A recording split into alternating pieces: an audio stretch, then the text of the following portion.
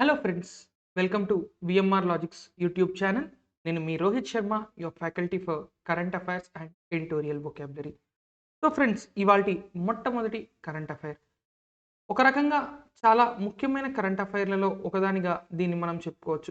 ఎందుకు అంటే కేంద్ర ప్రభుత్వం జాగ్వార్ సిమ్యులేటర్స్ని ప్రొక్యూర్ చేయాలి అనుకుంటోంది. అంటే ఈ సిమ్యులేటర్స్ అనేవి దేనికి పనిచేస్తాయి అంటే ఇవి రాబోయే ఆపదలు కావచ్చు, లేదంటే ఒక ముందస్తు ట్రైనింగ్ ఇచ్చేటటువంటి వాటిగా. ఉదాహరణకి మీలో చాలామంది ఒకప్పుడు డాక్టర్ డ్రైవింగ్ అనేటటువంటి ఒక యాప్ ఉండింది. ఇప్పటికీ మనకి గూగుల్ ప్లే స్టోర్‌లో ఉంది. బేసిక్‌గా సిమ్యులేటర్ అన్న పదాన్ని ఎక్కడైనా మనం వాడుతున్నాము అంటే దాని అర్థం ఏంటి అంటే నిజంగా అది ఎలా ఉంటుందో, ఉదాహరణకి ఒక ఏరోప్లేన్ కావచ్చు, ఒక ట్రైన్ కావచ్చు, ఒక బస్సు కావచ్చు, ఒక కార్ కావచ్చు, లేదా ఒక ఫైటర్ జెట్ కావచ్చు. ఇలా ఏదైనా సరే ట్రైనింగ్ పర్పస్ కోసం, లేదా సరదాగా ఆడుకోవడానికి గేమింగ్ పర్పస్ కోసం పూర్తిగా అంటే ఒక నిజమైన ట్రైన్ ఎలా ఉంటుందో అలాగే ఒక ఇంజిన్‌ని క్రియేట్ చేశారనుకుందాం. అది ఇంజిన్ సిమ్యులేటర్ అంటాం. అదే ఒక ఫ్లైట్‌ని అంటే మీరొక ఫ్లైట్‌లో కాక్‌పిట్ అంటే ఏదైతే పైలట్లు కూర్చొని డ్రైవ్ చేస్తారో, ఆ కాక్‌పిట్‌కి రెప్లికా, డూప్లికేట్ అనేది తయారు చేసి, ఇక్కడ మనం కంప్యూటర్‌కి కనెక్షన్ ఇచ్చి కంట్రోల్స్ ఎలా మారిస్తే ఒరిజినల్ ఫ్లైట్‌లో ఎలా మారతాయో ఇక్కడ అన్నీ అలాగే మారాయనుకోండి. దానివల్ల ఏమవుతుంది? రాబోయే వాళ్ళకి ట్రైనింగ్ పర్పస్ అన్నిటికన్నా ముఖ్యం ఇది. సో, ట్రైనింగ్ పర్పస్ కోసం ఇది అత్యంత ఆవశ్యకమైనదిగా ప్రెజెంట్ డే మనం చూస్తున్నాం. సో, ఇప్పుడు ఏంటి అంటే మనకి హిందుస్థాన్ ఏరోనాటిక్స్ లిమిటెడ్ నుంచి, హెచ్ఏఎల్ నుంచి భారత రక్షణ మంత్రిత్వ శాఖ జాగ్వార్ ఎయిర్‌క్రాఫ్ట్‌లకి సంబంధించిన 2 ఫ్లైట్ సిమ్యులేటర్‌లని తీసుకురావడం జరిగింది. వీటిలో ఒకటి జామ్‌నగర్‌లో ఉన్నటువంటి జామ్‌నగర్ ఎయిర్ ఫోర్స్ బేస్‌లో ఒకటి. రెండోది మరి ఎక్కడ అంటే గోరఖ్‌పూర్‌లోని ఎయిర్ ఫోర్స్ బేస్‌లో. సో, ఒకటి జామ్‌నగర్, ఇంకొకటి గోరఖ్‌పూర్ ఎయిర్ ఫోర్స్ బేస్. ఈ రెండిట్లో కూడా ఈ 2 సిమ్యులేటర్‌లని వాడడం జరుగుతుంది. సో, ఈ సిమ్యులేటర్‌ల వల్ల ఏమవుతుంది అంటే హై స్టాండర్డ్ ట్రైనింగ్ అత్యుత్తమ స్థాయిలలో. ఎందుకంటే మనం ఎక్కడైనా సిమ్యులేటర్‌ని ఎలా వాడతాము అంటే ఏదైనా ఒక పరిస్థితిని క్రియేట్ చేసి అందులో ఒక ట్రైనీని కూర్చోబెట్టినప్పుడు వాళ్ళు దాన్ని ఏ విధంగా కంట్రోల్ చేస్తున్నారు మొదలైన వాటిని అబ్జర్వ్ చేసి దాన్ని బట్టి ఇది ముందుకి తీసుకువెళ్ళడం అనేటటువంటిది జరుగుతుంది. ఇక ఈ సిమ్యులేటర్స్‌ని ఏమంటారు అంటే FBFMS. FBFMS fixed base full mission సిమ్యులేటర్స్‌గా పిలుస్తున్నారు. Fixed base full mission simulators అనేటటువంటి పేరుతో వీటిని పిలవడం అయితే జరిగింది. ఈ సిమ్యులేటర్స్‌ని మరి ఎవరు అంటే హిందుస్థాన్ ఏరోనాటిక్స్ లిమిటెడ్ సంస్థ అందిస్తోంది. హిందుస్థాన్ ఏరోనాటిక్స్ లిమిటెడ్ హెచ్ఏఎల్‌గా పిలుస్తాం దీన్ని. 1964లో బెంగళూరులో మొదలైంది. ఇక ప్రస్తుతం హెచ్ఏఎల్‌కి సీఎండీగా ఉన్న వ్యక్తి పేరు ఆర్ మాధవన్. ఓకేనా అండి? సో, ఇదొక ముఖ్యమైన ఈవెంట్‌గా మనం చెప్పుకోవచ్చు. ఇక నెక్స్ట్, భారత నావికా దళం ముంబై తీరంలోని వెస్టర్న్ ఓడిఏలో ప్రస్థాన్ అనే భద్రతా వ్యాయామం కాదిక్కడ. సారీ. సో, ఎక్సర్‌సైజ్ ట్రాన్స్‌లేట్‌లో తేడా వచ్చింది. సో, భద్రతా విన్యాసం ఇది. ఓడిఏ అంటే ఏంటి?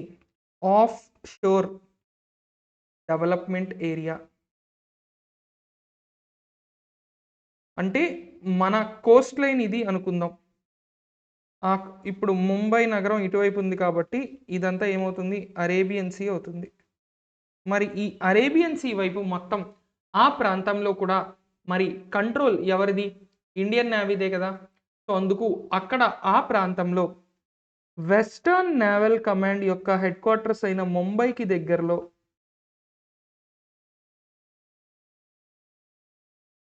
Western naval command head quarters అయిన ముంబైలో ప్రతి 6 నెలలకు ఒకసారి.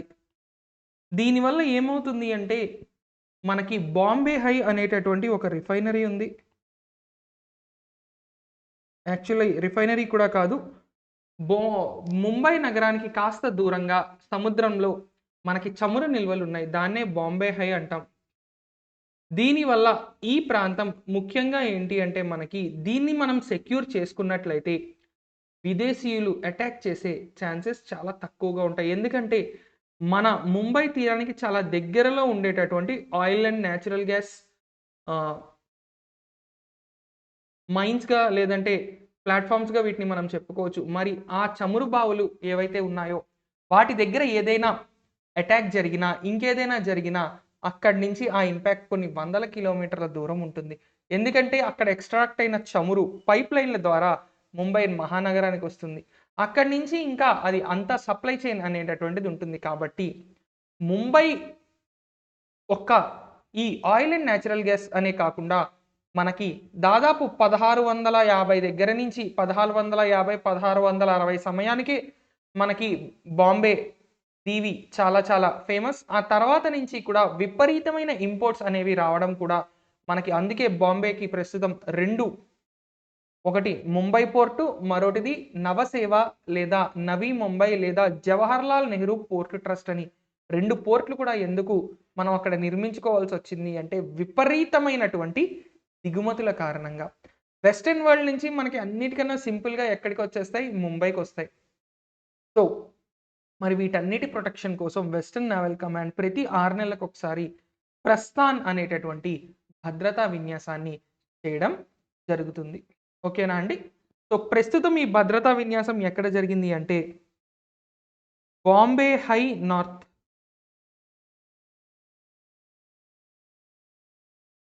ఇది 94 నాటికల్ మైళ్ళ దూరం ముంబై నగరానికి.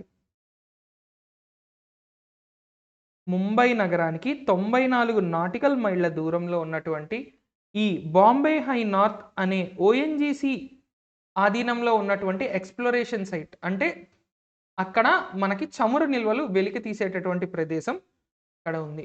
ఈ ప్రదేశంలో ఈ ప్రస్థాన్ అనే భద్రతా విన్యాసం నిర్వహించడం జరిగింది. ఓకే. సో, నెక్స్ట్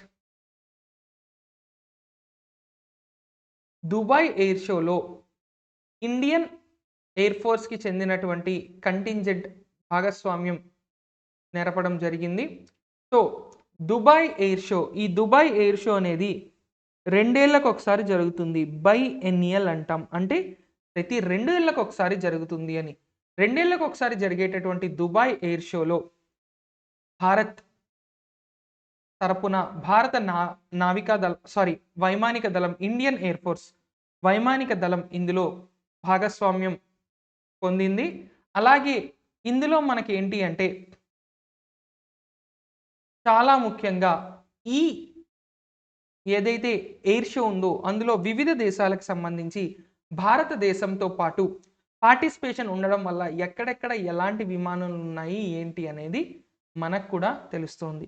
ఇక భారతదేశానికి సంబంధించిన ఐఏఎఫ్ కంటింజెంట్‌లో సారంగ్, సూర్యకిరణ్ అదేవిధంగా 3 తేజస్‌లు కూడా ఉన్నాయి. సారంగ్ టీమ్ అంటే సారంగ్ అనేటటువంటి ఆ ఫ్లైట్ దానికి అనుసంధానమైన టీం. సూర్యకిరణ్ దానికి అనుసంధానమైన టీం మరియు తేజస్. తేజస్‌ని ఎల్‌సీఏ అని కూడా పిలుస్తారు. అంటే లైట్ కాంబాట్ ఎయిర్‌క్రాఫ్ట్, తేలికపాటి యుద్ధ విమానం. లైట్ కాంబాట్ ఎయిర్‌క్రాఫ్ట్ అనగానే మనం తెలుగులో ఏంటని కంగారు పడతాం. కానీ సింపుల్‌గా తేలికపాటి యుద్ధ విమానంగా మనకి తెలుగులో క్వెషన్ వస్తూ ఉంటుంది.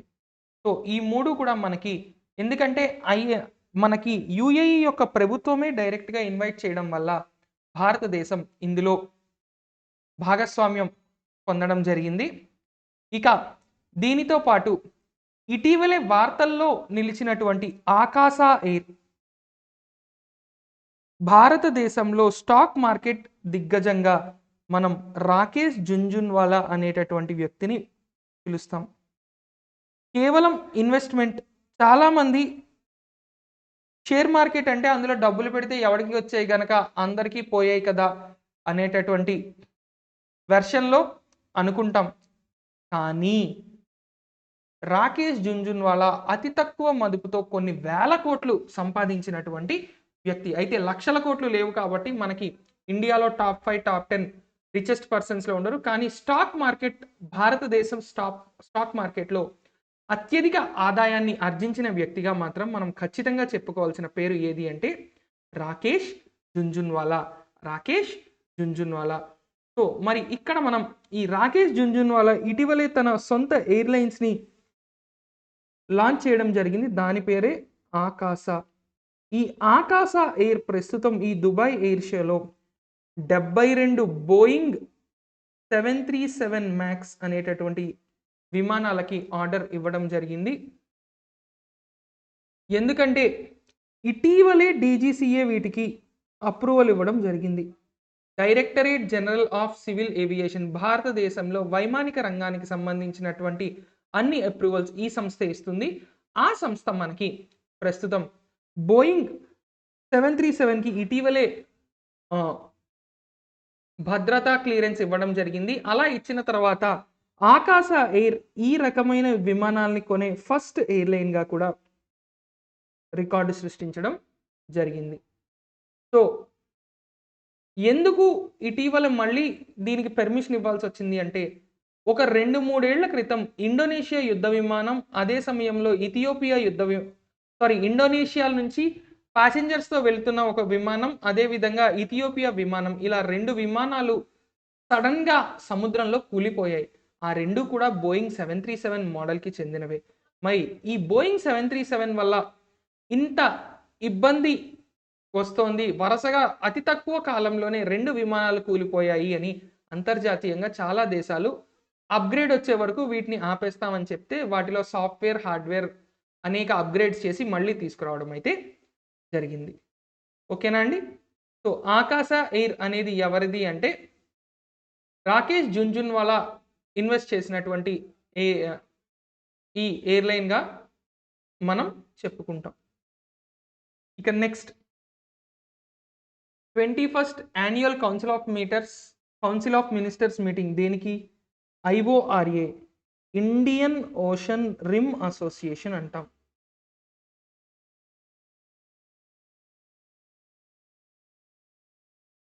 Indian Ocean Rim Association. ఈ సంస్థ మనకేంటి అంటే ప్రస్తుతం మనకి ఇండియన్ ఓషన్లో ఉన్నటువంటి దేశాలకి సంబంధించి ఒక ముఖ్యమైన సంస్థగా చెప్పుకోవాలి. ఈ ఇండియన్ ఓషన్ రిమ్ అసోసియేషన్లో 23 దేశాలు ఉన్నాయి. ఈ 23 దేశాలు కూడా మనకేంటి అంటే ఇండియన్ ఓషన్ సరౌండింగ్స్ కంట్రీస్గా మనం చెప్పుకుంటాం. సో ప్రస్తుతం ఈ IORA మీటింగ్లో భారత తరపున మరి ఎందుకంటే కౌన్సిల్ ఆఫ్ మినిస్టర్స్ మీటింగ్ కాబట్టి ఎవరు పాల్గొన్నారు అంటే MOS సహాయ మంత్రి. దేనికి సహాయ మంత్రి? విదేశాంగ శాఖ సహాయ మంత్రి.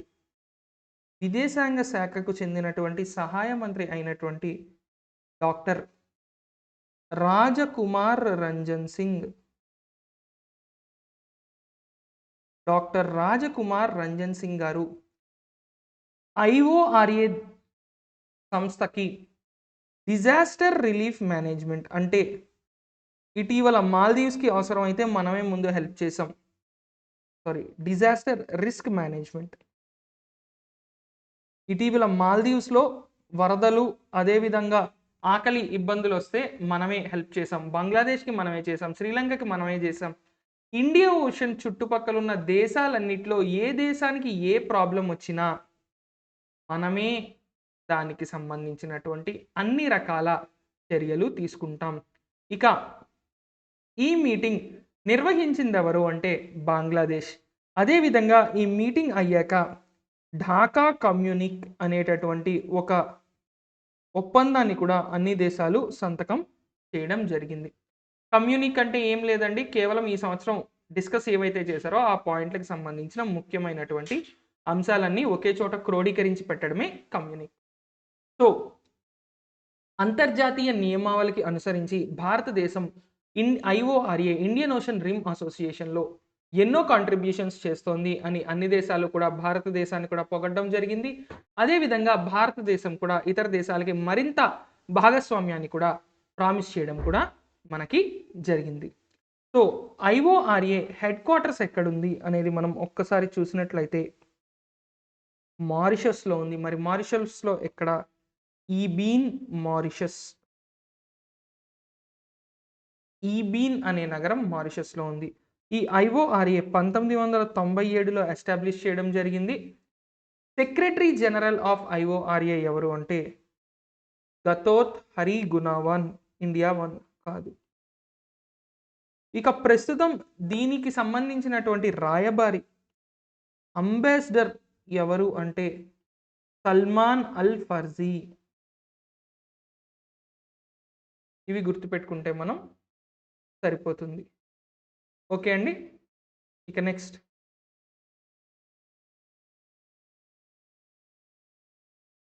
బార్బడోస్ ప్రపంచంలోనే మొట్టమొదటి సార్వభౌమ దేశంగా అవతరించింది. ఎందుకు?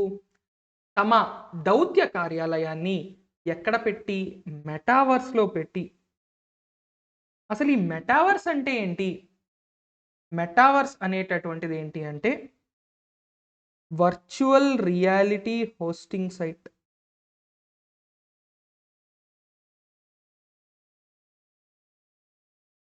వర్చువల్ రియాలిటీలో మొట్టమొదటిసారి తమ దౌత్య కార్యాలయాన్ని పెట్టిన దేశం ఏది, తెరిచిన దేశం ఏది అంటే బార్బడోస్. ఈ బార్బడోస్ అనేది కరీబియన్ దీవులలో ఉంటుంది. యాంటిగ్వా అండ్ బార్బడోస్గా సాధారణంగా మనం వ్యవహరిస్తాం.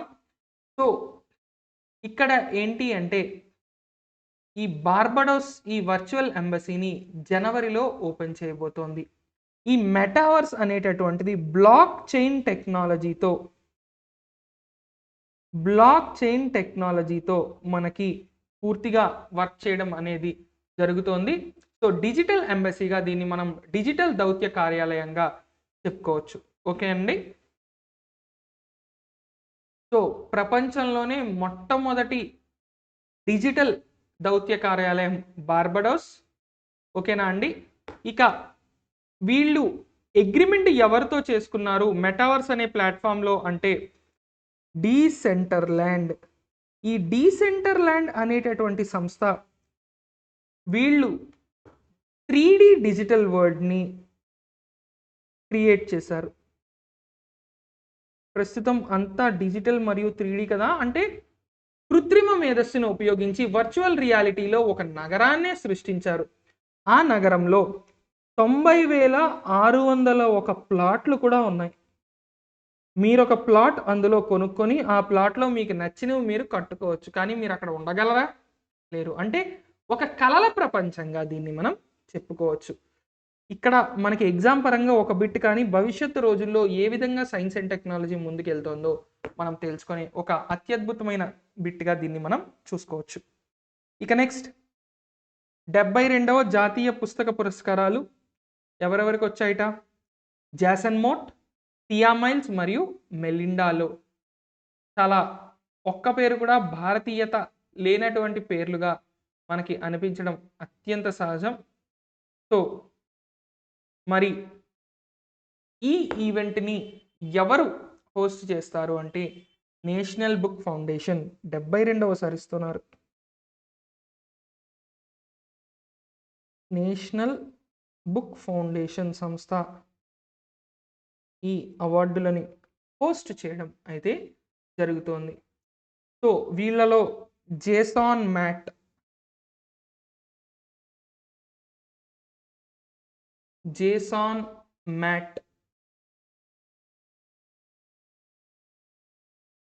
ఈయన హెల్ ఆఫ్ ఎ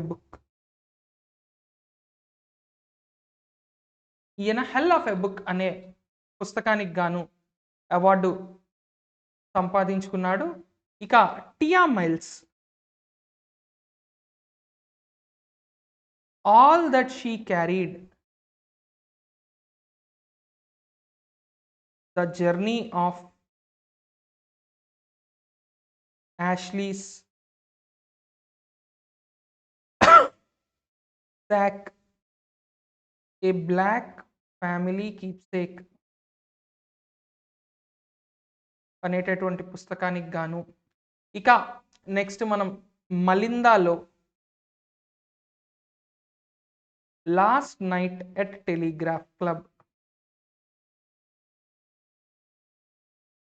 పుస్తకాలు కానీ టైటిల్స్ కానీ ఏది మన దేశానికి సంబంధించినగా లేవు కదా. ఎగ్జాక్ట్లీ యుఎస్ఏ దేశానికి చెందినటువంటి అవార్డులు, కానీ ప్రపంచవ్యాప్తంగా అత్యంత ప్రతిష్టాత్మకమైన అవార్డులలో ఒకటిగా నేషనల్ బుక్ ఫౌండేషన్ మరియు నేషనల్ బుక్ అవార్డ్స్ గతంలో ఎస్ఎస్సి మరియు రైల్వే ఎగ్జామ్స్లో కూడా, బ్యాంక్ ఎగ్జామ్స్లో కూడా అడగడం జరిగింది ఒక క్వశ్చన్ చొప్పున. సో ఇది ఇందులో మనకి $10,000 అంటే ఇంటూ 75 వేయండి, 7.5 లక్షల రూపాయల ప్రైజ్ మరియు ఒక విగ్రహం కూడా ఇవ్వడం జరుగుతుంది. అమెరికాలోని నేషనల్ బుక్ ఫౌండేషన్ ఈ అవార్డులను ప్రతి సంవత్సరం ప్రజెంట్ చేస్తూ ఉంటుంది. సో గుర్తుపెట్టుకోవాల్సింది, కాకపోతే ఎక్స్ట్రీమ్లీ ఇంపార్టెంట్ కాదు. మీకు ఎస్ఏ కానిస్టేబుల్కి అయితే అంత అవసరం లేదు, కానీ రాబోయే ఎస్ఎస్సి బ్యాంక్ రైల్వే ఎగ్జామ్స్కి అయితే గుర్తుపెట్టుకోవాలి. ఇక next, Sourav Ganguly ICC cricket committee యొక్క చైర్మన్.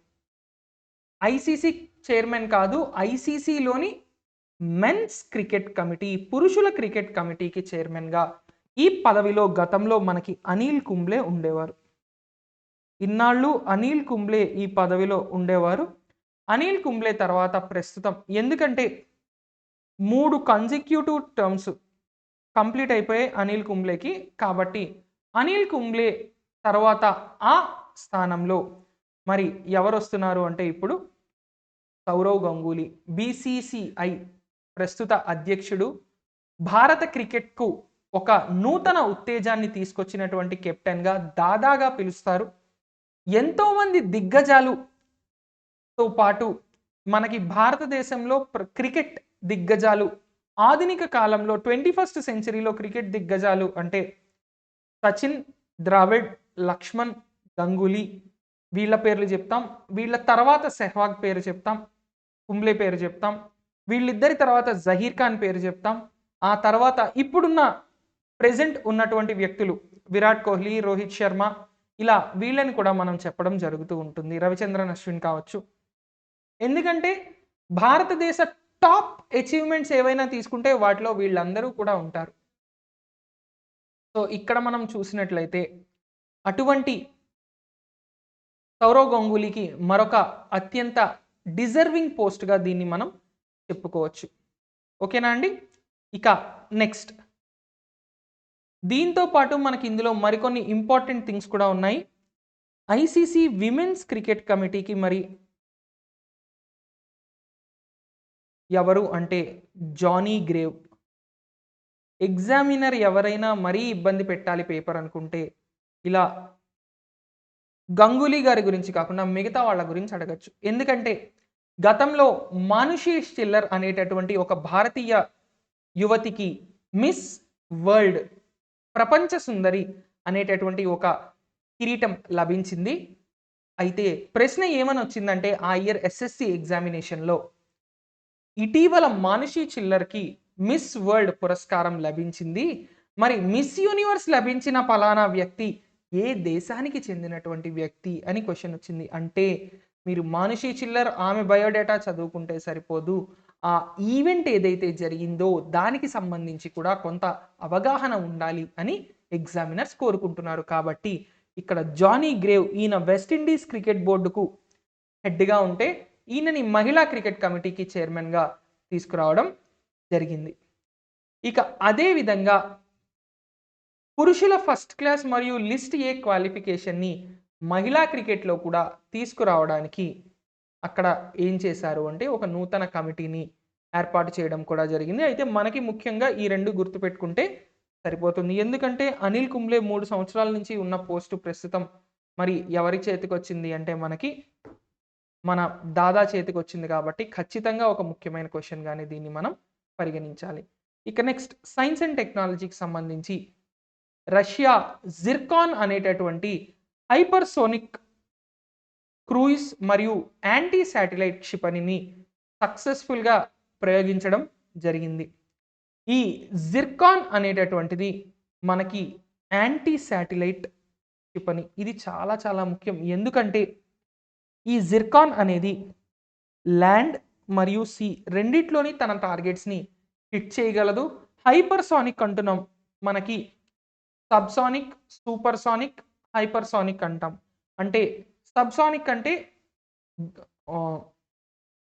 సౌండ్ యొక్క శబ్ద వేగం మనకి ఎంత 3300 మీటర్ పర్ సెకండ్ ఎందులో సాలిడ్స్లో. అంతకన్నా వేగంగా ఉంటే మనకి సూపర్ సోనిక్ అంటాం. అంతకన్నా చాలా వేగంగా అంటే 3 రెట్లు 4 రెట్లు కన్నా ఎక్కువ వేగంగా ఉంటే హైపర్ సోనిక్ అంటాం. ఇది 9 రెట్లు. అంటే ఇది మనకి వాయు వేగం కంటే 9 రెట్లు శబ్ద వేగం కంటే 9 రెట్లు వేగంగా ప్రయాణించడం జరుగుతుంది. గతంలో ఈ జిర్కాన్ని ఒక సబ్మెరైన్ పై మౌంట్ చేసి మరి కూడా టెస్ట్ చేయడం జరిగింది. సబ్మెరైన్ పైన ప్రయోగించారు, ప్రస్తుతం ఆకాశంలో ప్రయోగించారు.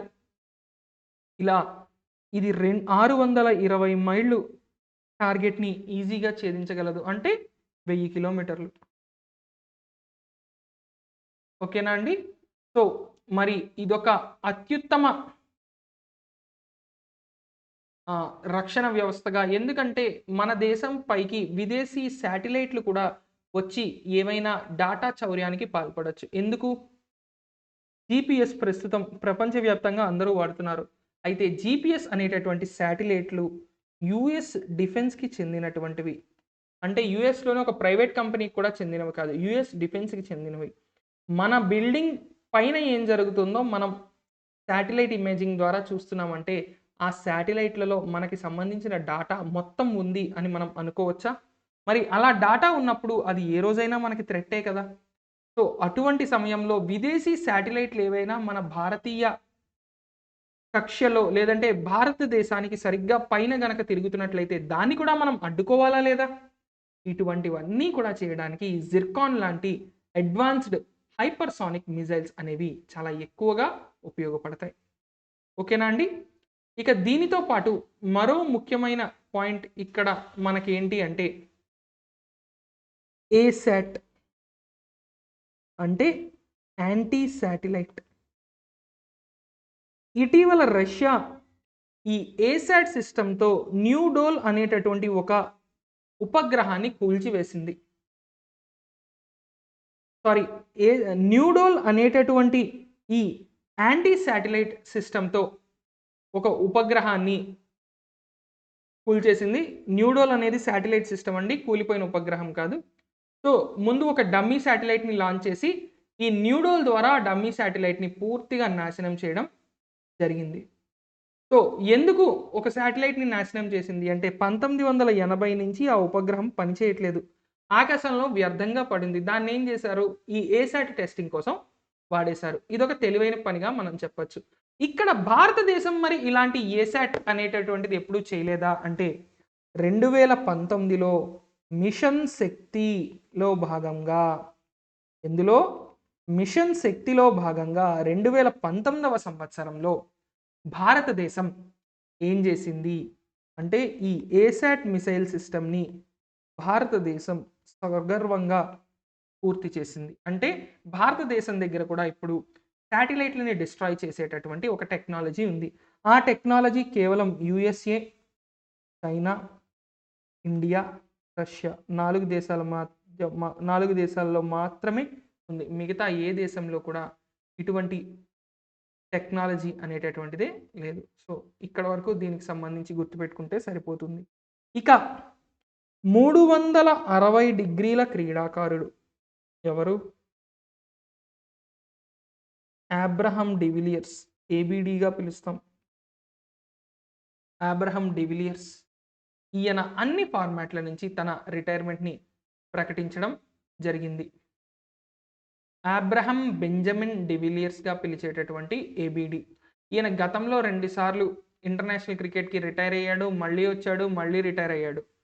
సో ప్రస్తుతం మొత్తం అన్ని ఫార్మాట్ల నుంచి ఈయన రిటైర్ అవడం జరుగుతోంది. ఈయన ఆర్సీబీ టీంకి one of the most important ప్లేయర్గా గుర్తుపెట్టుకోవాలి.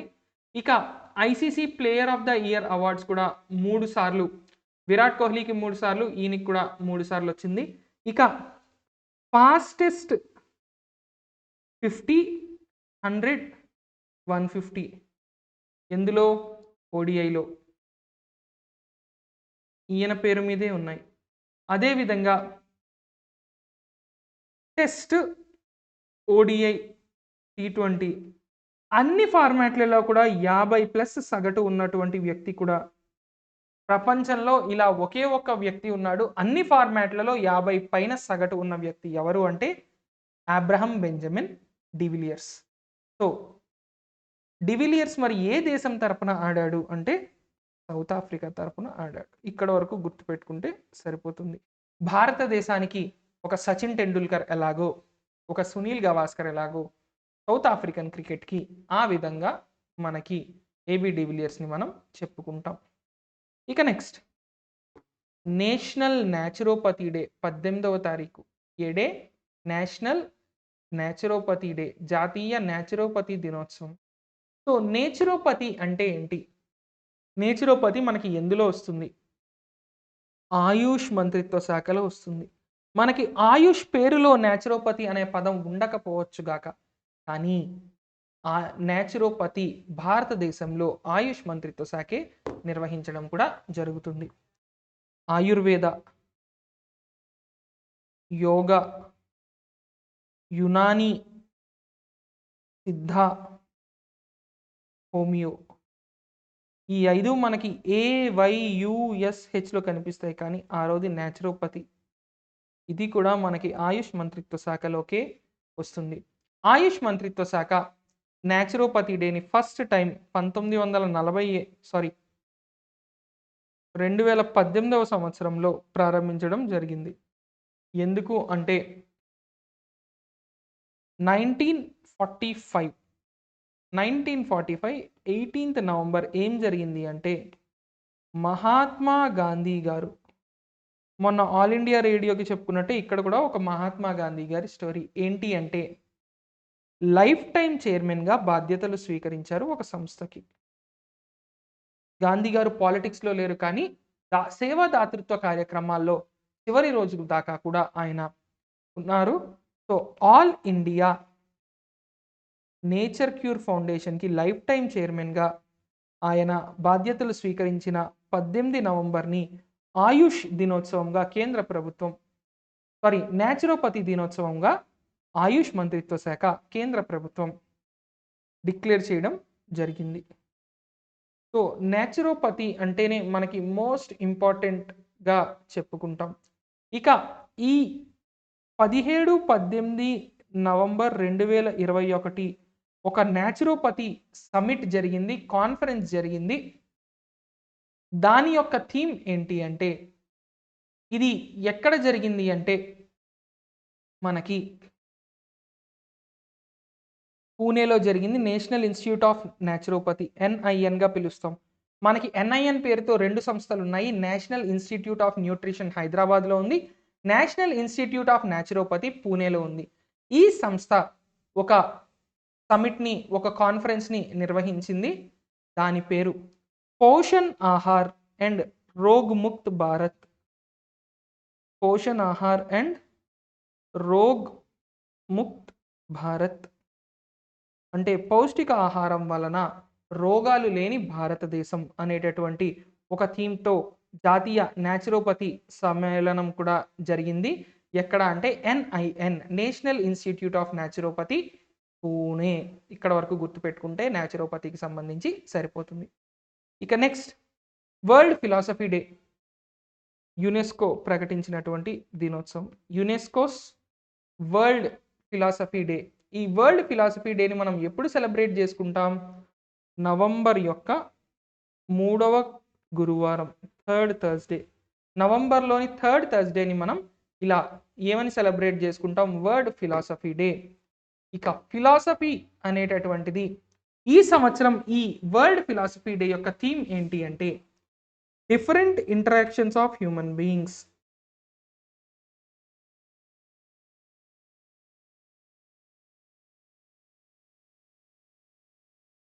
Different interaction of human beings with their social, cultural, geographical మరియు political environment.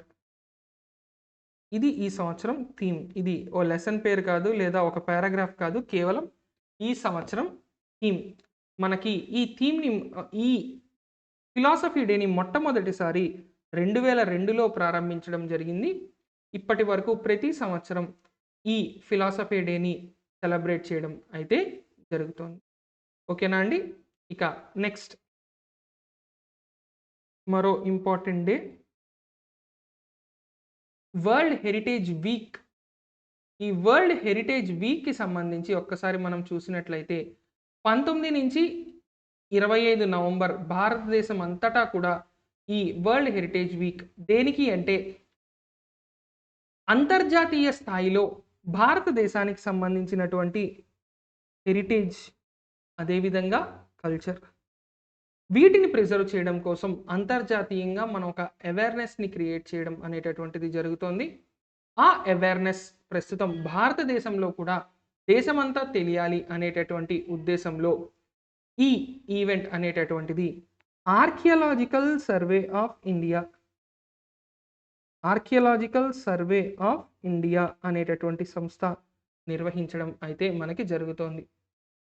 Archaeological survey of India భారతదేశంలో 3691 ప్రొటెక్టెడ్ మాన్యుమెంట్స్ని నిర్వహిస్తోంది. అంటే వీటిని ఆర్కియాలజికల్ సర్వే ఆఫ్ ఇండియా రక్షణలో ఉంచుతారు. వాటిలో 143 సంస్థలకి టికెట్ అనేటటువంటిది కంపల్సరీ. టికెట్ లేకుండా మనం వాటిని విజిట్ చేయలేం. ఇక ఈ 3691లో 745 యూపీలో ఉన్నాయి హైయెస్ట్ నెంబర్. ఈ సంవత్సరం నవంబర్ 19న ఏం చేశారు వీళ్ళు అంటే ఈ 143 ఆర్కియాలజికల్ సైట్స్కి ఫ్రీగా ఎంట్రీ ఇచ్చేశారు. సాధారణంగా అయితే టికెట్ తీసుకోవాలి కదా, టికెట్ లేకుండా ఉచితంగా ఒక ఎంట్రీ అనేది ఇవ్వడం జరిగింది. ఎందుకు అంటే ఎక్కువ మంది టూరిస్టులని, ఎక్కువ మంది విజిటర్స్ని అట్రాక్ట్ చేయడం కోసం ఈ విధంగా చేయడం అయితే జరిగింది. ఓకేనా? సో ఇది మనకి ఈ సంవత్సరం హెరిటేజ్ వీక్, వారసత్వ వారోత్సవం, ప్రపంచ వారసత్వ వారోత్సవం. హెరిటేజ్ వీక్, వారసత్వ వారోత్సవం, రైమింగ్ బాగుందిగా.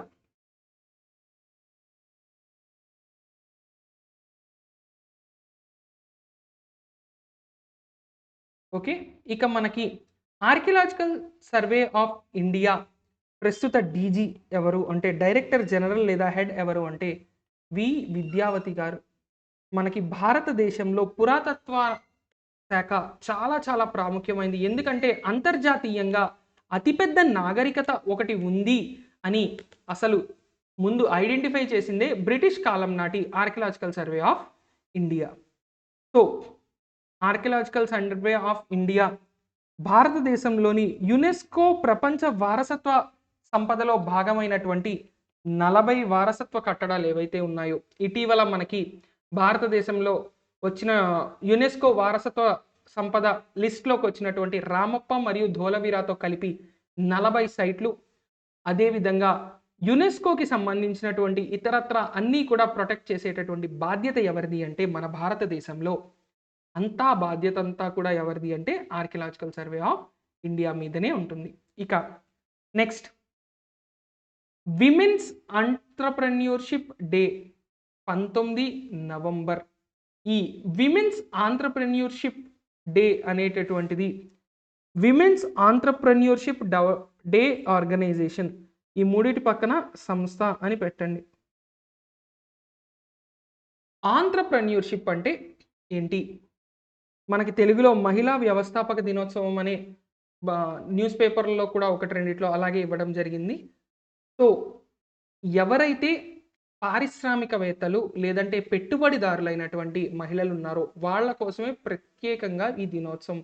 ఎందుకంటే మహిళా ఆంట్రప్రెన్యూర్లు, మహిళా ఎంటర్ప్రెన్యూర్లు చాలా తక్కువ, 1% కంటే కూడా తక్కువ. మరి అటువంటి పరిస్థితులలో చూజ్ విమెన్ అనేటటువంటి ఒక పేరుతో చూజ్ విమెన్ అనేటటువంటి పేరుతో ఈ కార్యక్రమాన్ని స్టార్ట్ చేయడం అయితే జరుగుతోంది. విమెన్స్ ఆంట్రప్రెన్యూర్షిప్ డే ఆర్గనైజేషన్ సంస్థ. ఇదేంటి అంటే ప్రపంచంలో ఎక్కడెక్కడైతే మహిళలకి అవకాశం ఉందో పెట్టుబడి రంగంలో లేదంటే బిజినెస్ పరంగా, ఎందుకంటే దాదాపుగా 400 కోట్ల మంది మహిళలు ఉన్నారు ఈ ప్రపంచంలో. 400 కోట్ల మంది మహిళలకి కూడా అవగాహన కల్పించాలి. ఏంటి 400 కోట్ల మందికి కల్పించేస్తారా అనే డౌట్ రావచ్చు. కానీ ఆ లక్ష్యంతోనే చిన్న చిన్న స్టార్టప్స్ దగ్గర నుంచి అతిపెద్ద సంస్థల వరకు మహిళలని భాగస్వామ్యులని చేయడం కాకుండా మహిళలే వాటిని మొదలుపెట్టి పైకి తీసుకువెళ్ళేలాగా ఎంపవర్మెంట్ తీసుకురావాలి అనేటటువంటిదే వీళ్ళ ఉద్దేశం అనేటటువంటిది ఇక్కడ చాలా ముఖ్యమైన, చాలా గొప్ప ఉద్దేశంగా దీన్ని మనం చెప్పుకోవచ్చు. ఎందుకంటే ఇప్పుడు ఫేస్బుక్ లాంటి ఒక సంస్థ ఎందుకు వచ్చింది?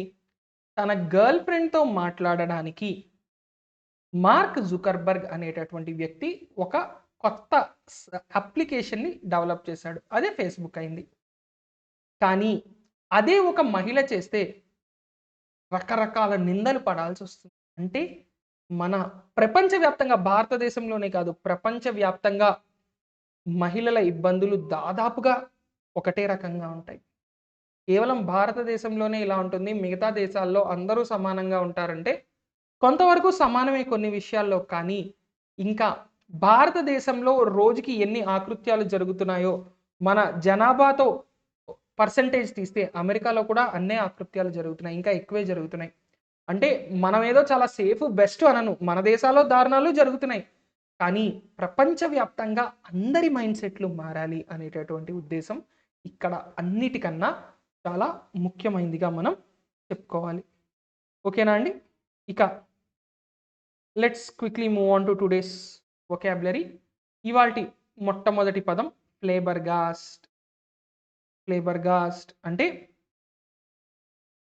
చాలా ఆశ్చర్యానికి లోనయ్యేలా చేయడం. అంటే బెస్ట్ ఎగ్జాంపుల్ చెప్తాను. అంటే సంభ్రమాశ్చర్యాలకు గురయ్యి ఇంకా అసలు ఏం చేస్తున్నామో ఏమంటున్నామో కూడా తెలియని ఒక విపరీతమైన స్టేటస్గా మనం దీన్ని చెప్పుకోవచ్చు. సో ఫ్లేబర్గాస్ట్ అనేటటువంటిది ఒక వర్బ్. సర్ప్రైజ్ గ్రేట్లీ అంటే, ఉదాహరణకి చిన్న ఎగ్జాంపుల్, మీరు ఒక ఫోన్ చిన్నది ఎక్స్పెక్ట్ చేశారు. మీ నాన్న ఒక 5,000 6,000కో ఒక ఫోన్ మీకు కొంటానని చెప్పారు. ఒక డబ్బాలో ప్యాక్ చేసి ఇచ్చారు. తొక్కలో 5,000 ఫోన్లకి ఇంత బిల్డప్పా అని ఓపెన్ చేసి చూస్తే 1,79,000 1,89,000 అనుకుంటా ఐఫోన్ 13 ప్రో మ్యాక్స్ 1 TB అది మీకు ఇవ్వడం జరిగింది. ఏ విధంగా మీరు ఆశ్చర్యానికి గురవుతారు? ఎందుకు ఇప్పుడు అంటే 5,000 రూపాయలు ఫోన్ మీరు వస్తుంది అనుకుంటున్నప్పుడు 1,89,000 అసలు అంత పెట్టి ఫోన్ కొంటారన్న విషయం కూడా మీకు తెలీదు. కానీ ఆ కవర్ చూస్తే 1,89,000 రూపాయల బిల్లుతో ఒక ఫోన్ ఉంది. అంత కాస్ట్లీ ఫోన్ మీ దగ్గరకు వచ్చింది. దీనికి తోడుగా మీరు ప్రిపేర్ అవుతున్నప్పుడు ఇబ్బందిగా ఉందని చెప్పి మీకోసం ప్రత్యేకంగా ఒక ఏసీ గది, కంప్యూటర్తో పాటు అన్ని రకాల సదుపాయాలతో మీకోసం ప్రత్యేకంగా ఒక గదిని ఇచ్చారు. ఇంకా ఎంత సంభ్రమాశ్చర్యాలకి మీరు, ఆనందం అనేది నెక్స్ట్ ఫేజ్. ఆనందమా, బాధ, కోపమా, భయమా, ఇవన్నీ నెక్స్ట్ ఫేజ్. కానీ మొట్టమొదట మన ఫీలింగ్ ఏంటి? సంభ్రమాశ్చర్యాలకి లోనవుతాంగా, దాన్నే ఫ్లాబర్గాస్ట్ అంటాం. అంటే చాలా పెద్ద సర్ప్రైజ్ అన్నమాట. అస్టానిష్ ఆశ్చర్యచకితులవడం. అమేజ్ అంటే వావ్, నమ్మలేని నిజం అనే విధంగా ఆశ్చర్యానికి గురవడం. అస్టౌండ్ అంటే అంత ఆశ్చర్యంతో ఉండిపోవడం. ఇవి కూడా ఫ్లాబర్గాస్ట్కి సినోనిమ్స్. ఇక దీని ఆపోజిట్ బోర్. ఎప్పుడూ అదే సోదరా, కామ్, నోరు మూసుకొని ఉండడం. ఎక్స్ప్లెయిన్ ఆశ్చర్యానికి గురవడం, సడన్ థింగ్. మెల్లగా అరే నాన్న నీకు ఇలాంటి ఫోన్ బుక్ చేశాను రా, దాని నుంచి ఇది అవుతుంది, పలానా అది వస్తుంది అంటే ఓకే, ఆ సర్ప్రైజ్ ఫ్యాక్టర్ ఉండదు. అది simple explain. So opposite. He was too flabbergasted to speak. ఆమె ఆశ్చర్యంలో మునిగిపోయి మాట కూడా ఆమె నుంచి బయటికి రావట్లేదు, ఆమె కనీసం మాట్లాడలేకపోతోంది, ఆశ్చర్యానికి గురై అని చెప్తున్నారు. ఇక నెక్స్ట్ ఫర్నిష్. సాధారణంగా మనం ఫర్నిషింగ్స్ అనేటటువంటి బోర్డు చూస్తాం.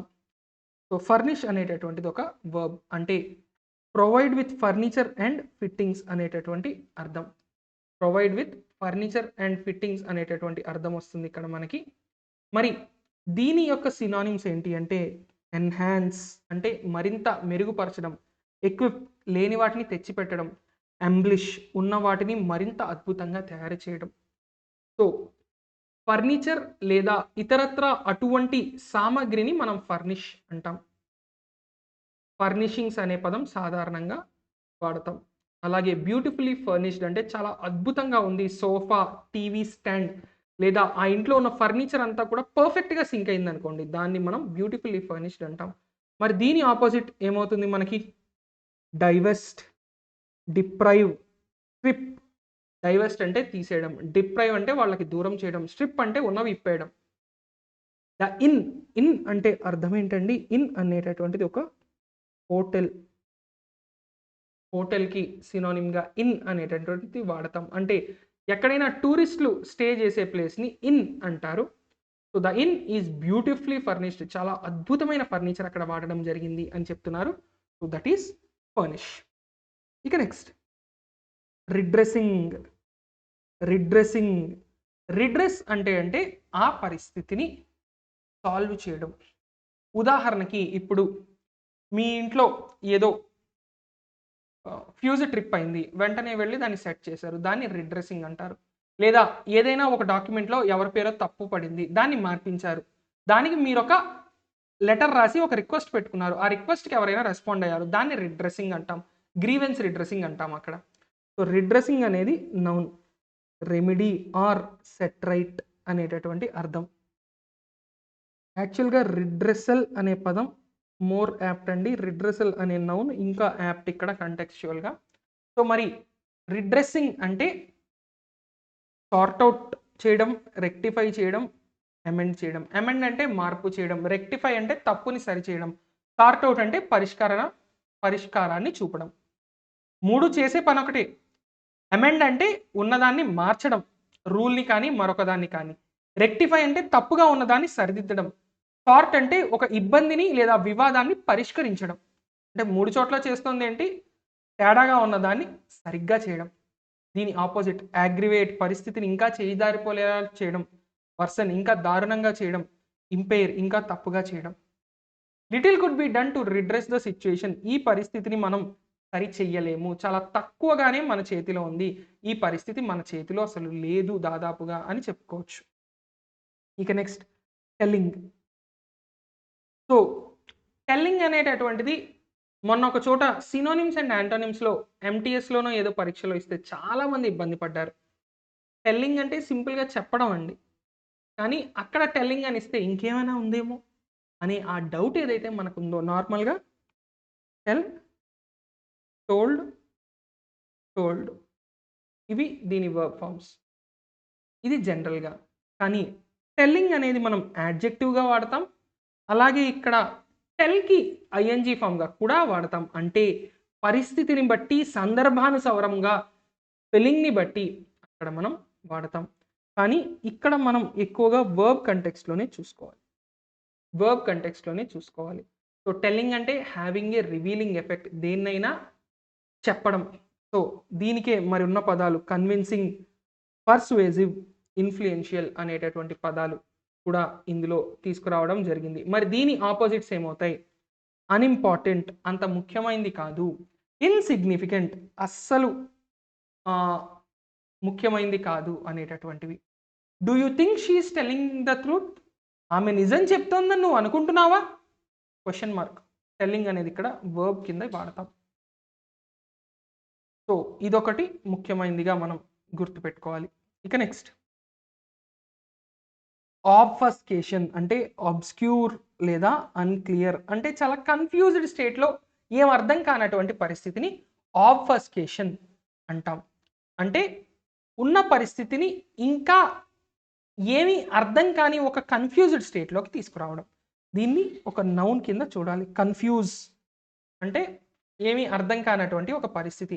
బ్లర్, మసక. క్లౌడ్, క్లౌడ్ని కూడా మనం మసక అనే చెప్తాం. ఎందుకు క్లౌడెడ్ అంటాం అంటే మసగబారిపోయింది అనేటటువంటి కంటెక్స్లో మనం క్లౌడెడ్ అనే పదాన్ని కూడా అప్పుడప్పుడు వాడుతూ ఉంటాం. అంటే కాస్త మసకగా అనిపిస్తే దాన్ని క్లౌడెడ్ అని కూడా అనొచ్చు. దీని ఆపోజిట్, కన్ఫ్యూజన్ని క్లియర్ చేసే ఆపోజిట్స్. క్లారిఫై అంటే ఏదో తేడాగా ఉంది, దాన్ని క్లియర్ చేసుకున్నారు. బిగ్ బాస్లో వాడతాం. సింప్లిఫై అంటే ఒక పెద్ద కాంప్లెక్స్ సిచ్యుయేషన్ మనకు అర్థం కానటువంటి దాన్ని సింపుల్గా ఇంతేనా అనిపించేలా చేయడం. అనలైజ్, దానిపై పూర్తిగా అనాలిసిస్ చేసి మనకి అందించడం. ఈ ఆబ్ఫస్కేటెడ్ ద ప్రాబ్లమ్ వి ఆర్గ్యూడ్ అంటే మేము ఏదో నేను ఎడ్డం అంటే వాడు తెడ్డం అంటున్నాడు, మా ఇద్దరి మధ్యలోకి ఇంకొకటి వచ్చి మా ఇద్దరిని కన్ఫ్యూజ్ చేసి వెళ్ళిపోయాడు. ఇటు నాకు ఏం అర్థం కావట్లేదు, అటు నేను ఎవరితో ఆర్గ్యూ చేస్తున్నానో వాడికి అర్థం కావట్లేదు. మూడో వాడు ఎవరో వచ్చి మా ఇద్దరిని కన్ఫ్యూజ్ చేసి మరి వెళ్ళిపోయాడు అని చెప్పడమే ఆబ్ఫస్కేషన్. ఆబ్ఫస్కేషన్. ఓకే, నెక్స్ట్ మూటెడ్ అంటే ఒక పాయింట్ని ముందు పెట్టడం. సజెషన్, మూటెడ్ అంటే సజెస్టెడ్ అని కూడా అర్థం వస్తుంది. ఇది ఒక verb. Mooted. Put forward or mention or introduce. దీన్ని ముందు పెట్టు లేదా దీన్ని ఒకసారి చెప్పు లేదా దీన్ని అందరి ముందు ప్రవేశపెట్టు అని చెప్పడం. మరి దీని ఆపోజిట్, ముందుకు తీసుకెళ్ళడానికి ఆపోజిట్ ఎరేజ్, పూర్తిగా తీసేసాయి. ఇప్పుడు నేను ఇది కొట్టేసాను, పోయిందా లేదా? So erase. ఫినిష్, మొత్తాన్ని కంప్లీట్ చేయి. ఎక్స్ట్రాక్ట్, దాన్ని బయటికి తీసేసాయి. It's a moot point whether men or women are better drivers అంటే ఇక్కడ మూట్ పాయింట్ అంటే ఇది ఒక డిబేటబుల్ ఇష్యూ, ఇది ఒక ఆర్గ్యూబుల్ ఇష్యూ. ఇది మనం ఎప్పుడైనా డిబేట్ చేయాల్సిందే. ఏంటని, మహిళలు బాగా చోదకులుగా డ్రైవర్స్గా వ్యవహరిస్తారా, పురుషులు బాగా వాహనాలు నడుపుతారా, మహిళలు నడుపుతారా, పురుషులు నడుపుతారా? చాలాసార్లు అందరూ సరిగ్గా నడపరు. భారతదేశంలో 99% మంది సరిగ్గా నడపరు, నాతో మీతో సహా. మన ఎవ్వరికీ కూడా సరిగ్గా డ్రైవింగ్ చేయడమే చేతకాదు. సో అక్కడ పురుషుల మహిళల అని కాదు, అందరూ ఒకటే భారతదేశంలో. ఓకేనా అండి? Next, so it's a moot point అంటే ఎవరో మొదలు పెట్టినటువంటి లేదా ఎప్పుడో ముందుకు తీసుకొచ్చినటువంటి లేదా ఒక ఆర్గ్యూయబుల్, డిబేటబుల్, సజెస్టబుల్ పాయింట్గా మనం ఇక్కడ చెప్పుకోవచ్చు. ఇక నెక్స్ట్ రూ అంటే చాలా దారుణంగా ఇబ్బంది పడ్డం. ఇదొక వర్బ్ అండి. దీని సినోనిమ్స్ లమెంట్, రిగ్రెట్, డిప్లోర్. లామెంట్, రిగ్రెట్, డిప్లోర్ అనేటటువంటి ఈ 3 పదాలు దీనికి సినోనిమ్స్గా ఉంటాయి. మరి దీని యాంటనిమ్స్ ఏమవుతాయి? డిలైట్ లేదా ప్రైజ్ అంటే పొగడ్త లేదా బాగా గొప్పగా ఎవరి గురించి అయినా చెప్పడం. ఇవి ఆపోజిట్స్. అలా కాకుండా ఏదైనా పశ్చాత్తాపం లేదా దేని గురించైనా మనం బాధపడడం, దేని గురించైనా మనం నెగిటివ్గా ఫీల్ అవ్వడం, అది rue. You will live to rue the loss of such a good opportunity. అంత మంచి అవకాశాన్ని నువ్వు చేజేతులారా వదిలేసుకోవడం అనేటటువంటిది నీ జీవితాంతం నువ్వు రిగ్రెట్ అయ్యేలా, బాధపడేలా చేసేటటువంటి ఒక అంశము. నువ్వు చాలా ఎక్కువ బాధపడతావు దీనివల్ల అని చెప్పడమే రూ. ఇక నెక్స్ట్ పార్టన్ అంటే ఏ కంఫర్ట్ లేకుండా చాలా ఇబ్బందికరమైన పరిస్థితుల్లో ఉంటే దాన్ని అంటే ఇప్పుడు సాధారణంగా ఉండే సౌకర్యాలు లేదా కొన్ని రకాల బెనిఫిట్స్ లేదా కంఫర్ట్స్ ఏవైతే ఉంటాయో వాటికి దూరంగా ఉంటే దాన్ని స్పార్టన్ అనే పేరుతో మనం పిలుస్తాం. స్పార్టన్ అంటే ల్యాక్ ఆఫ్ కంఫర్ట్, సింపుల్, ఏ హంగామా లేకుండా. గ్రిమ్ అంటే కాస్త తక్కువగా ఉండి. ఫ్రూగల్ అంటే కొంచెం గొప్పలకు పోకుండా చాలా తక్కువగా ఉంది. మరి ఆప్యులెంట్, ఓ రేంజ్లో ఏముందరా అనిపించేలా. లగ్జూరియస్ అంటే సింపుల్ ఎగ్జాంపుల్ అండి, ఒక చిన్న 250 రూపాయలు రోజుకి రెంట్ ఉండే ఒక డొక్కు హోటల్ రూమ్కి ఒక 2.5 లక్షల రోజుకి రెంట్ తీసుకునే హోటల్ రూమ్కి తేడా. 2.5 లక్షల ముందు ఇదేంటి స్పార్టన్ అంటే అసలు ఏమీ ఇందులో లేవు అనిపించేటటువంటి ఒక రూమ్గా మనం చెప్పుకోవచ్చు ఈ ఎగ్జాంపుల్లో. సో స్పార్టన్ అంటే చాలా అసలు ఎటువంటి నెసెసిటీస్ అంటే ఇప్పుడు సింపుల్, పడుకోవడానికి ఒక ప్లేస్ ఉంది, అక్కడ ఒక బొంత ఉంది, కప్పుకోవడానికి ఒక దుప్పటి ఉంది, అది బేసిక్ నీడ్. బొంత పైన ఒక పరుపు ఉంది, దుప్పట్లు 2 ఉన్నాయి ఎందుకంటే చలి ఎక్కువ ఉంది, అది దీనికన్నా కంఫర్ట్. మంచం మీద పరుపు పైన మంచిగా ఒక రగ్గు, ఇంకా కంఫర్ట్. స్ప్రింగ్ పరుపు, ఏసీ లేదా హీటర్, అలాగే ఇంత దుక్క కంఫర్టర్ అంటారు. మీకు సినిమాల్లో లేదా హోటల్స్‌లో చూస్తే ఇంత దుక్క వేసుంటారు పైన, బెడ్ పైన. వాటిని కంఫర్టర్స్ అంటారు. ఇవన్నీ ఉన్నాయి. అది లగ్జరీ. అలా కాకుండా బిల్డింగ్ అంతా కూడా మీకు నచ్చిన టెంపరేచర్ కంట్రోల్ చేసుకొని, ఆ తర్వాత కూడా ఈ ఫెసిలిటీస్ అన్నీ ఇస్తే అది ultra comfort, ultra luxury. So, అన్నిటికన్నా కిందది స్పాటన్. లేదా దేనితో కంపేర్ చేసినా దాని కిందది స్పాటన్. ఓకేనా అండి? ఇక నెక్స్ట్. సల్నెస్. సల్నెస్ అంటే ఇరిటేషన్, చిరాకు, కోపం అటువంటి వాటిని చూపించడం. అంటే మనకొక రకమైన కోపం లాంటి ఎమోషన్ ఏదైనా ఉంటే దాన్ని సల్నెస్ అంటారు. సో, షోయింగ్ ఇరిటేషన్ ఇదొక నౌన్. సల్కీనెస్ అంటే మొహం ముడుచు కూర్చోవడం. సార్‌నెస్ అంటే మొహం పాలిపోయి ఉండడం. గ్లూమ్ డల్‌గా ఉండడం. బ్రైట్ అంటే చాలా ఆహ్లాదంగా, ఉత్సాహవంతంగా ఉండడం.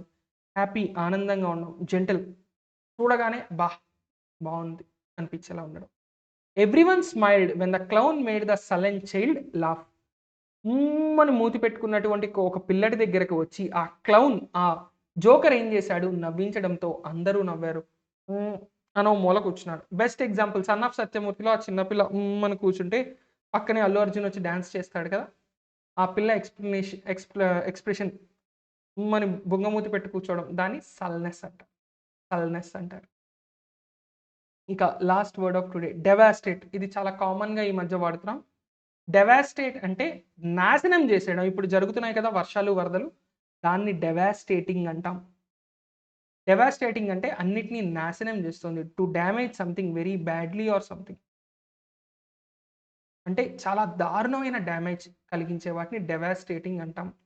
డెస్ట్రాయ్, రెక్, రూయిన్ అంటే పాడు చేయడం. డెస్ట్రాయ్ అంటే నాశనం చేయడం. రెక్ అన్నా కూడా పూర్తిగా నాశనం చేసేయడం. దీని ఆపోజిట్ అన్‌బ్రోకెన్ అంటే ఏ ఇబ్బంది లేకుండా అలాగే ఉంది. గార్డ్ దానికి అడ్డుకట్ట వేశారు. క్రియేట్ కొత్తగా సృష్టించారు. డెవాస్టేట్‌కి సినోనిమ్స్ అన్నీ నాశనాన్ని చూపిస్తే, యాంటోనిమ్స్ అన్నీ క్రియేషన్‌ని లేదా మళ్ళీ ఉంచడాన్ని లేదా ఉన్నది యాజ్ ఇట్ ఈస్‌గా ఉంచడాన్ని కూడా చూపిస్తాయి. The village has been hit by a devastating drought అంటే తీవ్రమైన కరువు కాటకాలు ఆ ఊరికి వచ్చాయి. ఇప్పుడు ప్రెజెంట్ ఇక్కడ డ్రాట్ బదులు ఫ్లడ్ అని పెట్టుకోండి.